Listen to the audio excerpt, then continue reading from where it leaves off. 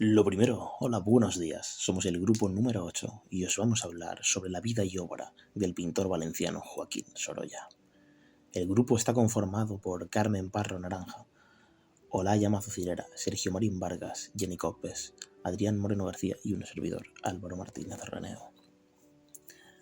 Yo me encargaré de hablaros sobre la presentación de la obra y el contexto histórico-artístico, y mi compañero Adrián lo hará sobre la biografía, el análisis de la obra y las conclusiones. Nos encontramos ante Aún dicen que el pescado es caro, una obra con carácter de denuncia social. Sorolla nos habla sobre la dura vida de los pescadores en su tierra natal, Valencia. Más concretamente, en el interior de la bodega de un barco pesquero, podemos observar cómo un joven marinero se debate entre la vida y la muerte, pues como podemos suponer acaba de tener un accidente laboral. Mientras tanto, dos compañeros veteranos atienden al accidentado, el cual parece bastante joven. Por sus caras y la solemnidad llena de dramatismo de la obra, nos podemos temer lo peor por el chico. Impresionismo. En primer lugar, si hablamos de la corriente impresionista, tenemos que empezar con la obra que le dio nombre al movimiento. Impresión del sol naciente de Claude Monet. Pese a lo que pueda parecer, el nombre fue utilizado de manera despectiva por el crítico de arte Louis Leroy en la exposición de arte del fotógrafo Félix Nadar en el año 1874. El crítico catalogó la obra como una impresión rápida, algo inconclusa y no trabajada, adjetivos muy contrarios a lo que se catalogaba como arte en la academia en esos momentos. La impresión como arte de vanguardia que es rompe con lo establecido por el arte realista. Un ejemplo muy claro es en la pincelada pictórica. Podemos observar una pincelada corta con unos colores muy vivos, en los que no se busca plasmar la realidad, sino la impresión del momento. Para conseguir esta sensación se podía recurrir a modificar los colores reales de la composición. Un ejemplo claro son las distintas catedrales de Rouen. Estas obras tienen en común la localización, pero lo que las hace especiales son que cada una de ellas está pintadas a diferentes horas del día. Para poder captar estas sensaciones, los artistas salían de sus estudios para pintar al aire libre. Puede sonar a una afirmación muy obvia, pero en realidad es mucho más que eso. Lo normal, teniendo en cuenta los cánones de la academia, era pintar en un estudio. El invento del caballete portátil y de los tubos de pintura fue crucial para el nacimiento de esta corriente, dando consigo que un compendio de artistas abandonase sus estudios para captar el mundo que les rodea. La utilización de la pincelada corta y de las pinceladas gruesas como si tratasen de un boceto vienen precedidas por la necesidad de captar el momento y ser capaz de concluir la obra antes de que el tiempo pase y nazca otra impresión distinta al original. El impresionismo, como arte de vanguardia, no solo modifica el estilo de la pincelada, sino que además añade nuevos enfoques y maneras de plasmar la acción. Estos puntos de vista están inspirados en la fotografía. Por último, la temática de las obras cambia. Ya no se busca plasmar hechos históricos o mitológicos. El retrato deja de tener por qué ser exclusivo o más normalizado en las élites. Los artistas deciden plasmar su visión en lo cotidiano, en lo espontáneo, en la belleza de sus paisajes y de sus gentes. En resumidas cuentas, se centran en retratar su visión sobre la vida moderna. El luminismo es un estilo artístico que surge a mediados del siglo XIX y que se caracteriza por su tendencia a proyectar espacios iluminados, jugando con la luz a través de la pintura y pinceladas sueltas. El estilo nace en los Estados Unidos de América y se llegó a desarrollar entre 1860 y 1870. Posteriormente se propagó a Europa, donde se solapó con el ya mencionado anteriormente impresionismo. Pese a que el estilo se desarrolla entre 1860 y 1870, el término real fue utilizado por primera vez en 1954 por John Burr, director del Museo de Arte Americano Whitney de Nueva York, y abarcó a algunos de los mejores paisajistas en América. Las imágenes luministas son casi siempre paisajes o paisajes acuáticos, y se caracterizan típicamente por colores fríos, claros, y objetos realistas modelados por la luz. Las pinturas luministas generalmente son rectángulos alargados. También tienden a contener grandes áreas de cielo, agua y tierra, y a menudo están organizadas geométricamente. Joaquín Sorolla Bastida nació en Valencia, hijo de Joaquín Sorolla Gascón y de María Concepción Bastida Prat. Nace en un barrio de pescadores, hecho que probablemente haya influido en su pintura por los varios cuadros que ha realizado con este tema. Junto con su única hermana, Concha Sorolla, quedarían huérfanos en 1865, cuando sus padres mueren por una epidemia de cólera y son criados por sus tíos maternos. Por indicación del director del centro de segunda enseñanza donde concurría Joaquín, su padre adoptivo lo matricula a las clases nocturnas en la Escuela de Artesanos de Valencia en 1876. 2 años más tarde, teniendo en cuenta su aptitud para la pintura, se matricula en la Escuela Superior de Bellas Artes de Valencia. Comienza así su etapa de formación.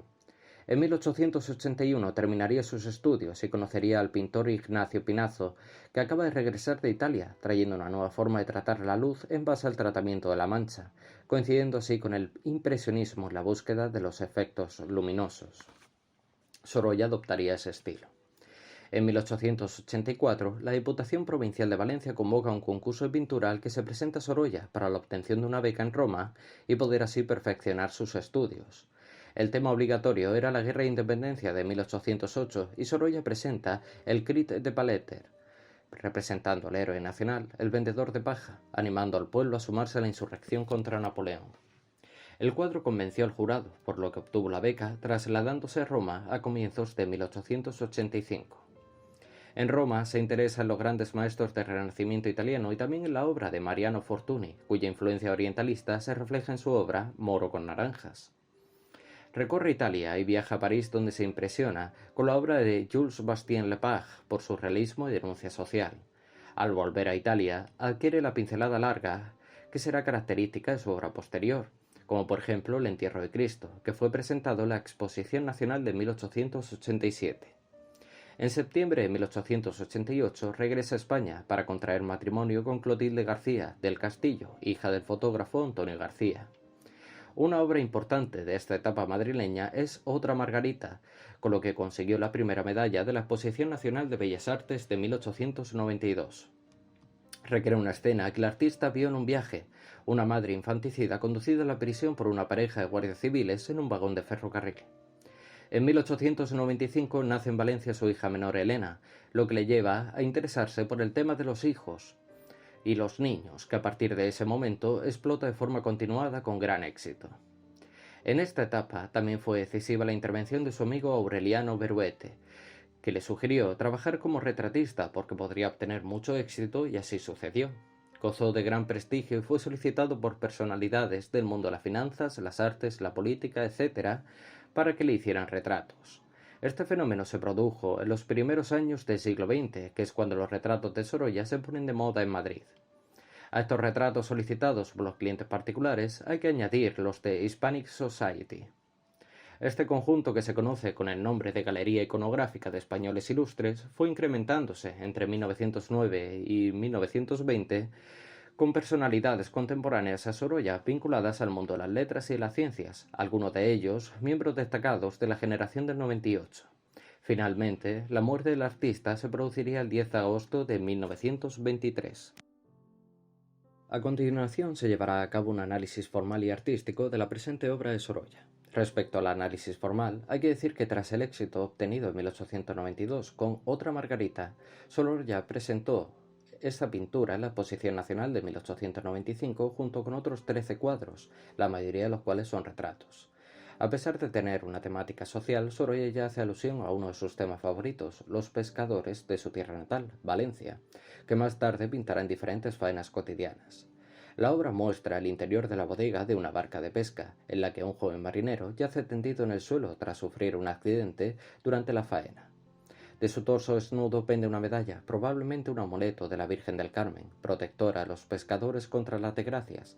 Ese detalle denota que el pintor era crítico hacia determinado tipo de creencias. El muchacho es atendido cuidadosamente en sus heridas por dos compañeros veteranos, con el semblante serio y concentrado.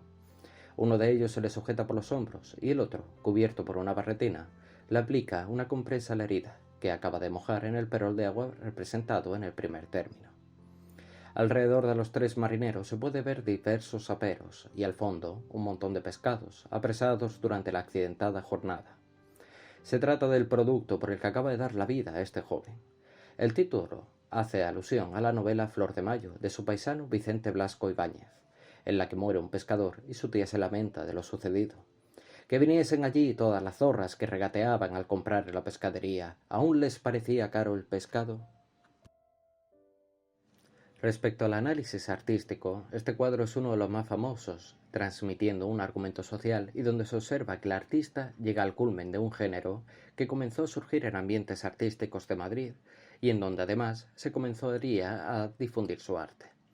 Podemos observar en esta obra la representación de un tema sensible o ciertamente tabú de cómo era la vida de la gente común en su tierra natal, donde se evidencia una gran carga de realismo, otorgando a la obra una gran emotividad.